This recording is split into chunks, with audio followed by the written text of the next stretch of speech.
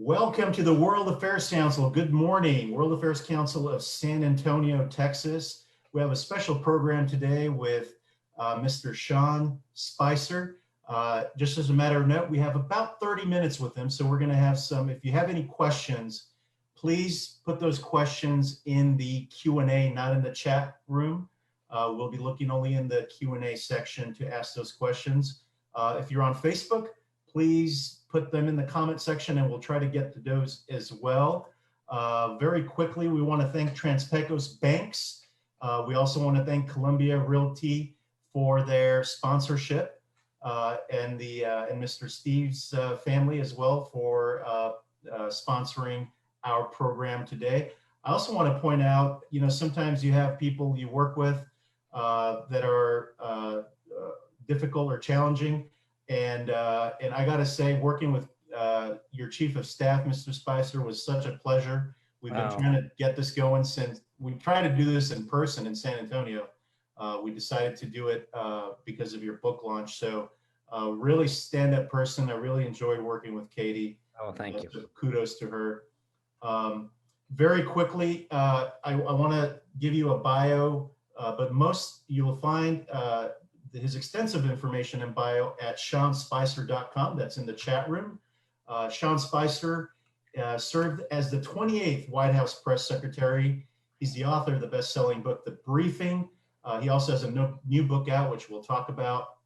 He's also a host on Newsmax of Spicer and Company. He was a chief communication director and strategist for the Republican National Party. He is very timely. It was Veterans Day yesterday. He's been in the U.S. Navy for more than 20 years. We thank you for your service and sacrifice, Mr. Spicer. He was also on Dancing with the Stars, which I think if we have time, we'll talk about that too. And he's also a product of Connecticut College in New London. And oddly enough, when he was there, that's when my father was at the Coast Guard there. And so we lived in New London for a while. So our paths crossed in certain ways back in the 90s. So first of all, welcome to San Antonio, Mr. Spicer. Thank you for being with us. Your family, everyone's doing well during this pandemic? We're doing fine. Thank you, Armin. I appreciate it. I wish I could be with you. I came down there a year and a half ago, 2 years ago for an event and just a beautiful town that you have. So unfortunately, it's because of this pandemic, makes travel a little bit more restrictive, but I wish I could be with you in person. Well, we appreciate you virtually as well. First off, there are many questions that we have, but let's talk about the elephant in the room, or I guess the elephant and the donkey in the room, and that's the elections. Can you give us your insight, your thoughts, your reactions of where we are and where we're going from here? Yeah, it's a great question because I think it gives us an opportunity to have a little reminder and primer on how the government works, because I think the media has frankly done a disservice. And so the president right now, you have him down in the Electoral College from, we, as we all know, we vote, but we are actually voting for electors. Those electors are apportioned by the state, depending on our census. And what happens is then each state certifies the vote. And then after that, you can either challenge it or not. And then the electors are appointed and they meet December 14th. The media traditionally likes to decide to make calls on races. And that's normally never a problem because no one cares and somebody concedes. We saw in 2000 when Al Gore actually conceded, then he called then Governor Bush and said, I want to take back my concession. We're going to go through a recount. And we did for 37 days. Since that time, and for most of it before it, a candidate has decided to concede. That's their option. Hillary Clinton did that last time. She chose to do that. President this time wants to go through and have certain states recounted and pursue legal remedies. That's his option. That's his right under the law, and he's doing it. I think it's obviously a very daunting task because he needs to get to 270. He's at with North Carolina. He's at 229. That was called yesterday by a lot of folks. But I'll give you one example. Arizona, which a lot of the media has given to Joe Biden.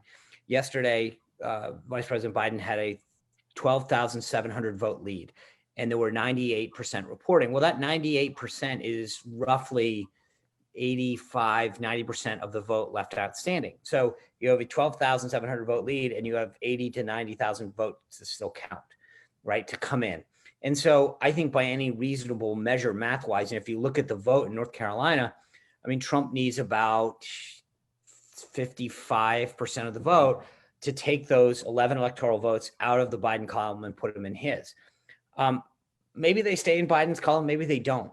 But the point is that we have a system that allows for we have, time to be built in for states to count. But it is a reminder to everyone that no state has certified their vote yet, none of them. And so when we hear these counts, they are the media's, not anything official. They are ABC News or the New York Times. And in most of the time, they're right. And, but sometimes they're wrong. And frankly, it doesn't matter. The candidates, if they're within a certain percentage of the vote total, have a right to ask for a recount and to pursue options. And President Trump's clearly making that case. Now, whether he'll be successful or not, I don't know. They're throwing a lot of mud at the wall right now, trying to see what sticks legally.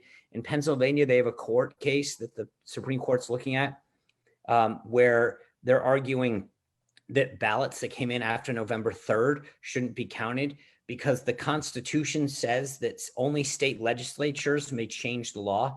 And in the case of Pennsylvania, it was the state court.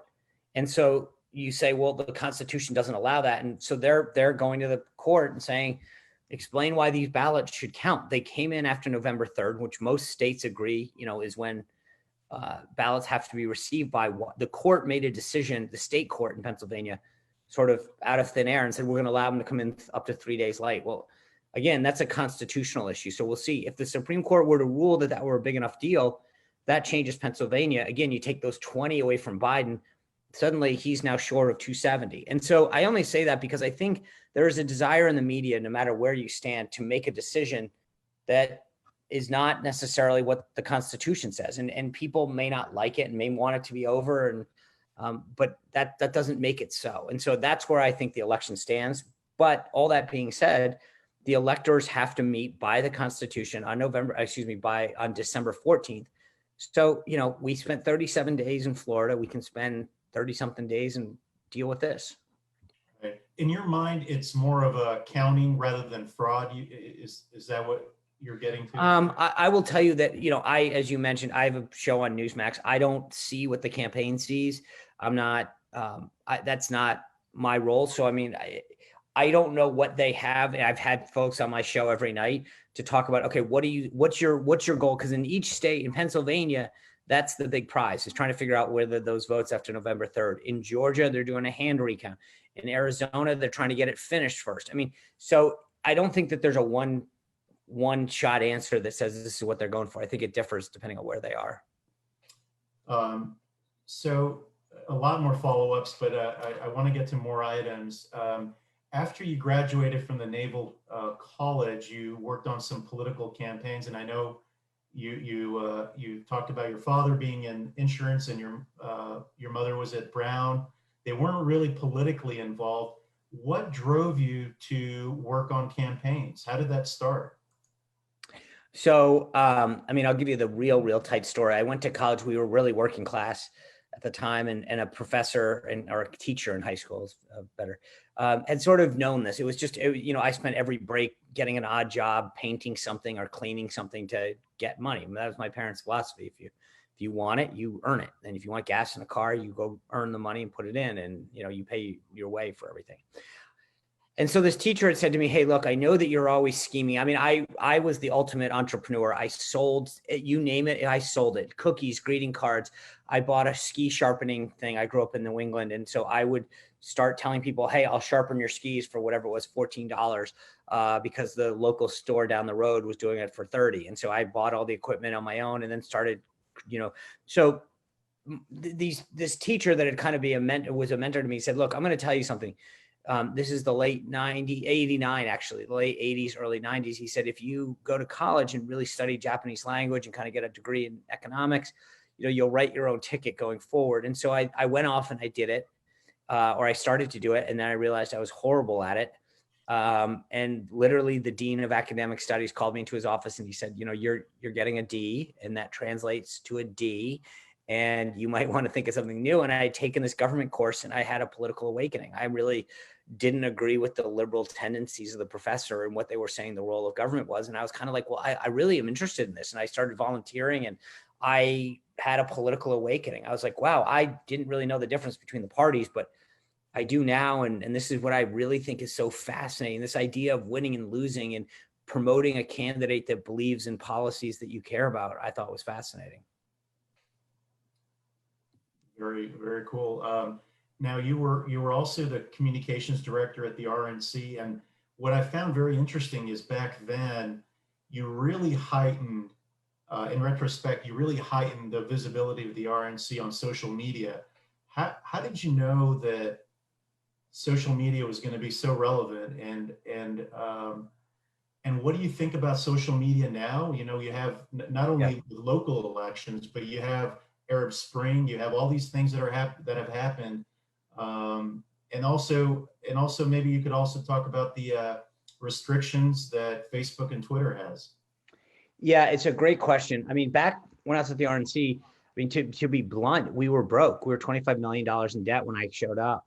We didn't have a choice. We had to figure out creative and innovative ways to get our message out that were different, that we could amplify stuff. And we couldn't buy ads and we couldn't do stuff. But we were like, hey, Twitter's on the ascent and Facebook's. And so like, let's start to do stuff and see if we can get attention to it. And we did. We realized that we could kind of go around the press, if you will. And so and it was funny because I basically went out and was like, okay, let me find a couple young college grads that I can pay like 22 grand who were really kind of into this whole thing, and said, all right, like, let's kind of do some cool hip stuff.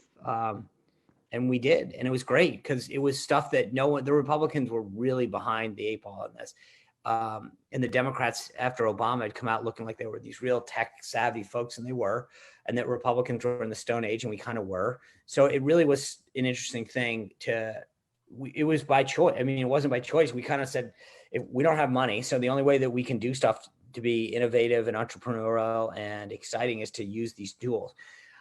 With respect to your question, I have an entire chapter in that new book, Leading America, that's called Tech Tyrants. And it's when you start to realize how they operate. I think that social media can do a lot of good. You mentioned Arab Spring and other events throughout the world where oppressed people have used social media to get their story out and to talk about issues of concern. And I think that's fantastic. But it has become just a cesspool of the worst of society, where people say and do and tweet things that they would never say to somebody's face. And so you've got that piece, and then you have a censorship aspect of it, which is just, Twitter and Facebook starting to make decisions about what's right and wrong, what's good and bad. And I'm not a fan of where we're headed in this. Do you think that it was inevitable to have platforms like Parlor come on board? And I think it's what it shows to me. It's a great question, because what it shows me is that, especially in America, we adapt and we're innovative. You complain about taxi cabs for long enough, and someone says, well, what about ordering from your phone? And they come up, and then you say, well, Uber comes out and it sort of starts to get a monopoly, and then they put out Lyft. And so I love the fact that we are such an innovative nation and that people are constantly looking for a way. And so you've got Twitter out there dominating everything, and they start to overstep their bounds, right? They become huge censors of the right. They start to Bigfoot what people should see and not see. And so Parler comes along and says, hey, guess what? You can say what you want on our platform. We're not going to censor you. And I thought that was fantastic. And we're halfway through. Mr. Spicer needs to leave at the top of the hour. So I do want to talk about, we have a lot of people who watch who are young professionals who are interested in careers in government or politics. About the time that you were asked to be the press secretary, the first press secretary, George Ackerson, under Hoover and on, have played a really important historical role. What was you mentioned it in your first book about the time you got the call. Walk us through that call, and did you say, I'm going to think about it? Can I, or did you get a call from the president, or how did that work? Yeah. So after we had won, I mean, again, the thing that was so fascinating is that there weren't a lot of people that had come along for the ride, if you will. We weren't a traditional Republican campaign. And we at the RNC had played this outsized role. And because of my role, I had been able to, I spent a lot of time with them and developed, I think, a degree of trust and support. And so when we won, everyone started looking at each other like, okay, well, we now have to put together org charts. I'd been in the military. I understood how to create an organizational chart and a flow and all this. And so they said, can you put together the press and the communications office? And, as I joke, you can say a lot of things, but I'm not a dummy. And so I put myself at the top, and we presented all these plans, and, the president sat on them and thought about them. And then he called me on December 21st and just said, okay, let's execute. And, I was kind of like, okay.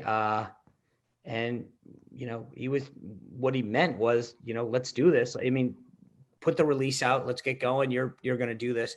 And that was it. And we were off to the races, but it wasn't like this, I wish I could say it was like this long, extensive interview process where we talked about it forever and pondered all this, but it wasn't.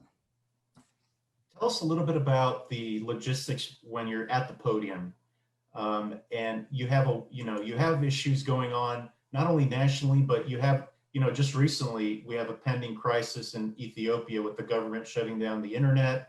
We have women's rights activists in Saudi Arabia being imprisoned.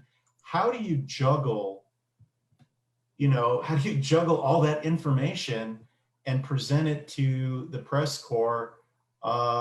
Because the expectation is you have to know. Yes. So it's a challenge, and it's also a learning curve. I always said that it was like cramming for a final exam every day. And you kind of divide the things up into two big buckets. One is 80% of the things that are going to get asked, about, you've watched Twitter, you've saw the morning news, what they're going to get into. The other 20% are cats and dogs that you just figure out how to punt, to be honest with you. You say, that's a great question for the State Department, or, we're going to have to get back to you on that. But and then the greater challenge in a Trump administration is understanding, what he wants, because it's not necessarily what the National Security Council wants, or what the council's office wants, or what Legislative Affairs office wants. And so it was crafting a message that he was comfortable with. And that was always the bigger challenge. And we always, there's always conversations about the relationship between Tip O'Neill and Reagan and how they would go, how they would talk off the record. Was there any of that with the press? Any conversations that you had that were friendlier?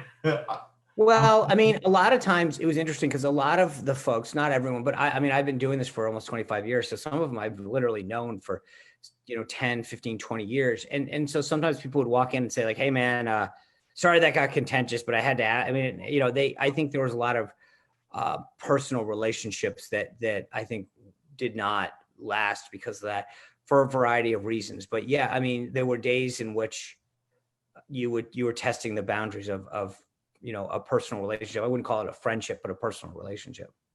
Let's talk a little bit about Leading America. It's your your first book, The Briefing, was a national bestseller, and now you have Leading America out. And it's interesting. You talk about the not only the corruption of money in politics, which I think a lot of people talk about, but the money behind media. Can you talk a little bit about that aspect of where the media is in your opinion, and how people covering the news have previous relationships that impact their reporting? Yeah, I mean, so there's two things. The ownership itself, which is sort of fascinating, which you've got to remember that these are all businesses. At the end of the day, they can talk all they want about these big, virtuoso philosophies and issues that they care about. But what they are is there's a business, and They care about clicks. They care about advertising. They care about subscription rates.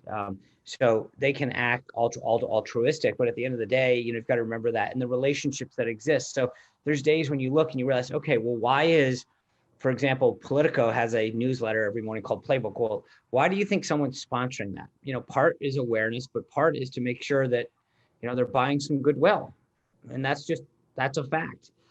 They want to pretend that that's not out there and they'll always private. But at the end of the day, if your newsletter is sponsored by, Toyota, are you going to go out there and say bad things about the organization that just dumped hundreds of thousands of dollars into sponsoring your newsletter, that pays your salary, that, so and then the other point that you're making is the personal relationships that exist and, who they're married. I mean, there's several morning hosts that are married to people that are operatives. And you say to yourself, okay, my husband or wife makes a ton of money engaging in this sort of business. If I say bad things about it, is that, I remember back in the day, George Will, the columnist, was on ABC News all the time. And he would disclose that his wife, Maury, was a speechwriter for then Senator Dole. And I think every Republican presidential candidate, back to Nixon. And he would always disclose it and say, I just want you to know, my wife, Maury, she works with us. They don't do that anymore. And there's a reason. I mean, one TV host in particular, their spouse, the clients are guests that person has on all the time. And it's like, wouldn't it be important to know that that's give you the viewers some context and say, oh, no wonder they didn't get asked the tough question. And there are relationships. Cuomo, right? Well, I don't know. Chris is well, no, in the case of Chris, I know, I don't know what Christina does, his wife, but there's several others whose spouses do that. But I will say that I do talk about the fact that, like, these are folks that talked about Fox News's relationship with the president, called it, state television. And then he plays patty cake with his brother, the governor, every night and talking about how great they are and who mom loved more and all that, and not bring up the death among senior citizens in New York City. I mean, it was sort of like, you got to be kidding me. You're going to criticize the relationship with one organization with Trump and then sit there and literally have your brother get on and talk about how amazing he is and whether or not your mom loves him the best and how he's doing such a great job, when there's facing nationwide criticism over his handling of COVID with respect to seniors. I have a little tangent question that I wasn't planning on, but you made me think about it. Is why is it so difficult for politicians to, on the left and the right, when they're asked, can you say something positive about the opposing person, they never are able to answer that? It's always been it's because the other side, we have gotten so dug in right now. So I always used to tell people, when I was at the RNC for 6 years, I had a unbelievable, and I still do, with my counterparts at the DNC. I sort of look at this like I'm a dyed-in-the-wool conservative and Republican, and nothing that you say or do will change my mind. I think that probably the same is true of all the Democrats. If you're working at the DNC, do you really think that like 5 things that I say are going to change your mind? So I believe that, I mean, I have a bunch of respect for the guys that work there. I don't like their policies. I think they're wrong, but I respect them. I think that they have a different perspective on policy and issues. I don't think that they're bad people, but when I had a Princeton professor on the show last night, and she gave her perspective. And I said, okay, why do you think Biden's saying this? And I gave mine at the end. And, I'm very open about my position, what I believe. The viewer mail was like, why would you even have her on?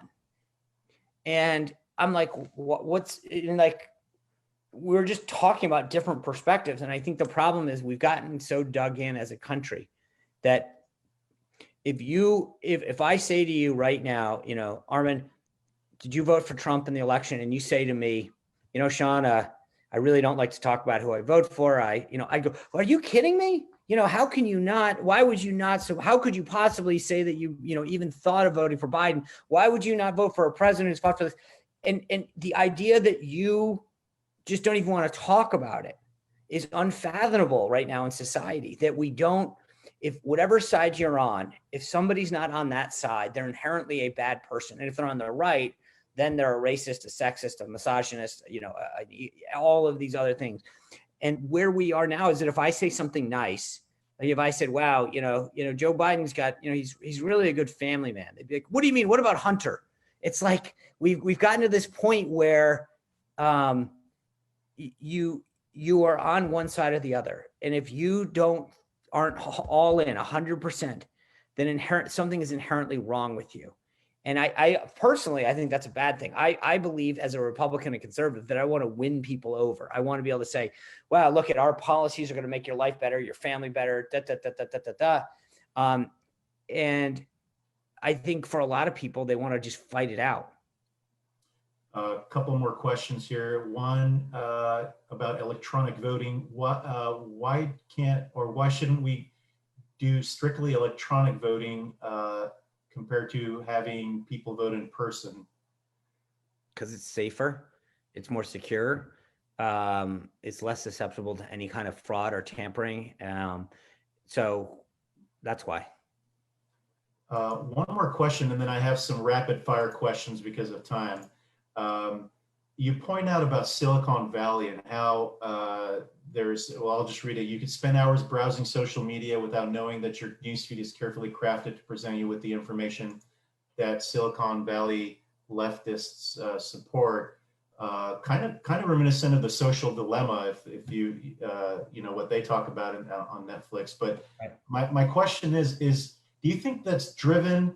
If that is true, do you think that's driven because of ideology, or do you think it's driven because of money? Ideology, 100%. I mean, I did deals with Twitter during the 2016 election that they turned down because they thought that they believed they adversely benefited Donald Trump. And so they will turn their nose at a deal that would benefit Twitter and their employees because they don't want to do it. I mean, like 100%. This is a 100% ideology. I don't think that, look, these guys don't discount their own ideology. They'll just say that, oh, we're nonpartisan. Well, if everyone creating the algorithm is on the left, then everything coming out of it is going to be on the left. That's just that's how you're wired. I mean, I don't know why this is sort of a debate. These guys who run these companies, I think, try to pretend that that's not the case. And again, it's just, they fund all the left causes. They vote for the left people and there's nothing wrong with it, but just be honest about it. And they're not. Okay, let me see. Okay, some fun questions. Which was harder to do, Dancing with the Stars or being press secretary? Dancing with the Stars. Definitely. You can't, I mean, I can go out there. I could always end a press conference. I could always, punt a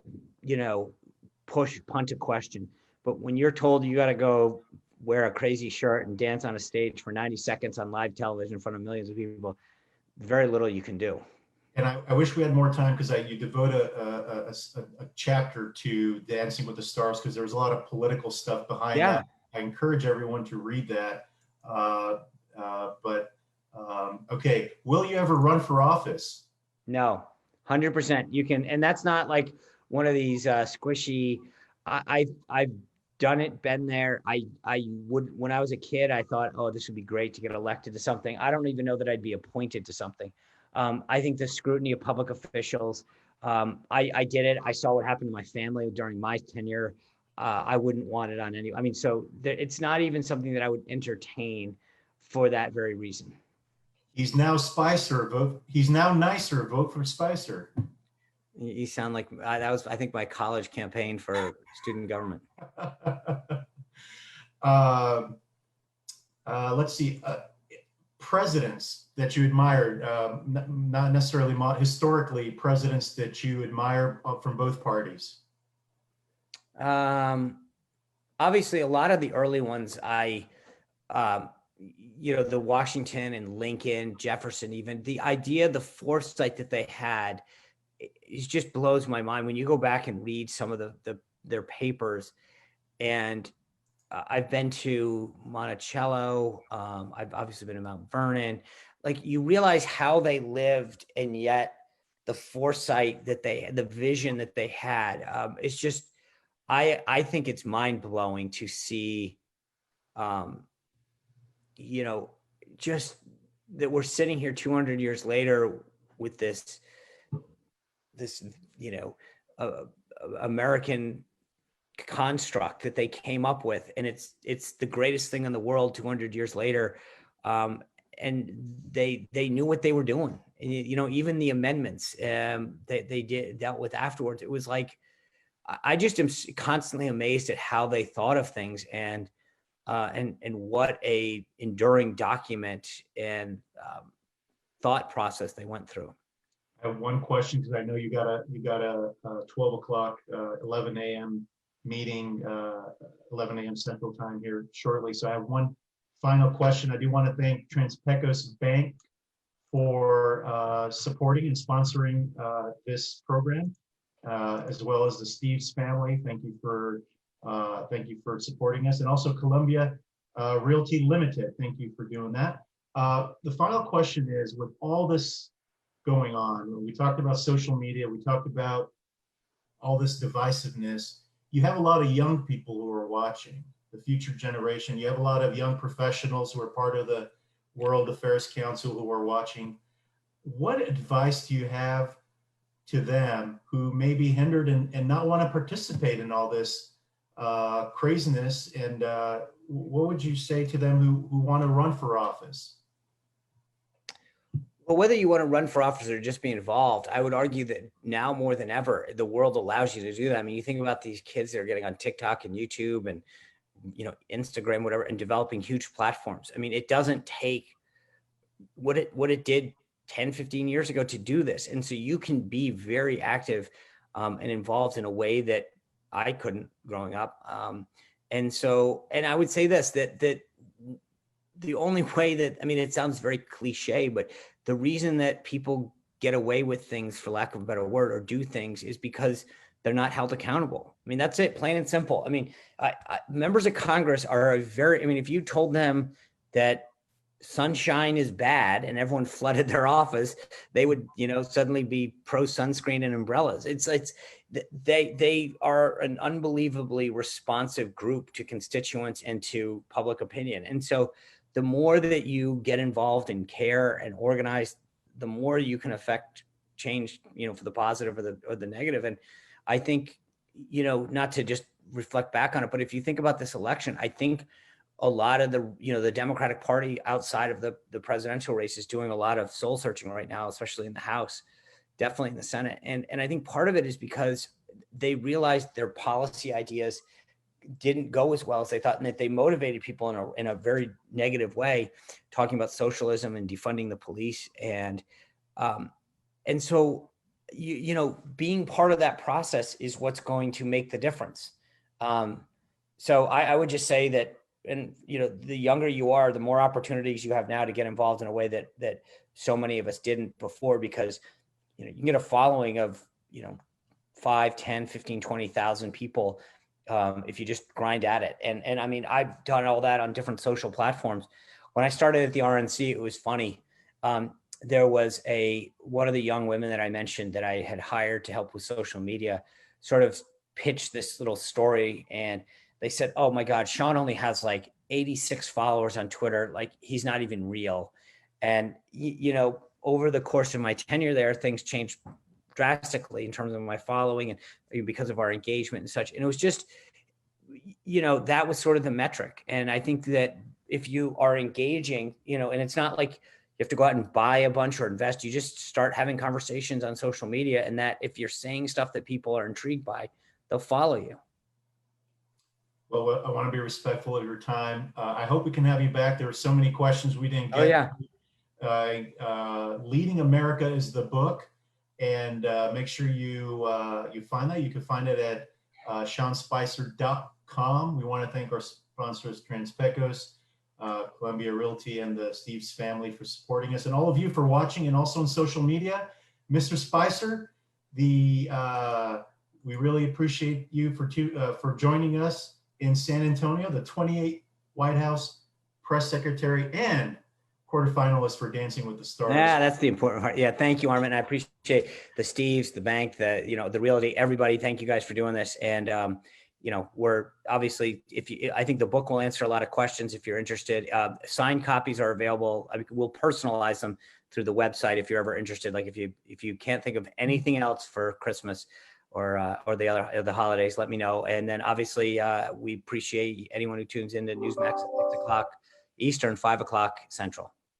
Great. Thank you, Mr. Spicer. You have Okay. a great day. And thanks to Katie Armstrong, too. Will do. Thank you. I'll let her know.